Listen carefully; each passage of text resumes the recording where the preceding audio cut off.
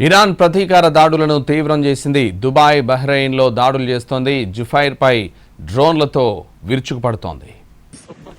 ప్రధాని నరేంద్ర మోదీ అధ్యక్షతన భద్రతపై కేబినెట్ కమిటీ సిసిఎస్ సమావేశం జరిగింది. ఇరాన్తో అమెరికా, ఇజ్రాయెల్ యుద్ధం జరుగుతున్న తరుణంలో అనుసరించాల్సిన వ్యూహంపై చర్చించారు. ఇరాన్తో పాటు యుద్ధం ప్రభావం పడుతున్న దేశాల్లోని భారతీయులను స్వదేశానికి రప్పించే అంశం కూడా చర్చకొచ్చింది. అలాగే రక్షణ చర్యల వంటి అంశాలపైన కీలక చర్చ జరిగిందని సమాచారం. అంతకుముందు యుఏఈ అధ్యక్షుడితో ప్రధాని మోడీ మాట్లాడారు. యుఏఈపై దాడులను తీవ్రంగా ఖండిస్తున్నామన్నారు. యుఏఈకి భారత్ అండగా ఉంటుందని చెప్పారు. ఇండియన్స్కి రక్షణ కల్పించినందుకు యుఏఈ అధ్యక్షుడికి ధన్యవాదాలు తెలిపారు మోడీ.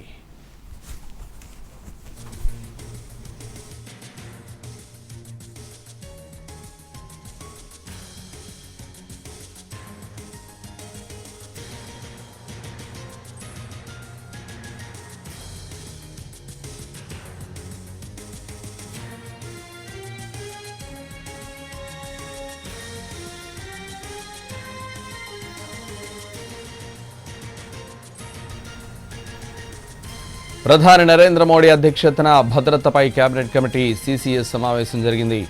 ఇరాన్తో అమెరికా, ఇజ్రాయెల్ యుద్ధం జరుగుతున్న తరుణంలో అనుసరించాల్సిన వ్యూహంపై చర్చించారు. ఇరాన్తో పాటు యుద్ధం ప్రభావం పడుతున్న దేశంలోని భారతీయులను స్వదేశానికి రప్పించే అంశం కూడా చర్చకొచ్చింది. అలాగే రక్షణ చర్యల వంటి అంశాలపైన కీలక చర్చ జరిగిందని సమాచారం. అంతకుముందు యుఏఈ అధ్యక్షుడితో ప్రధాని మోడీ మాట్లాడారు. యుఏఈపై దాడులను తీవ్రంగా ఖండిస్తున్నామన్నారు. యుఏఈకి భారత్ అండగా ఉంటుందని చెప్పారు. ఇండియన్స్కి రక్షణ కల్పించినందుకు యుఏఈ అధ్యక్షుడికి ధన్యవాదాలు తెలిపారు మోడీ.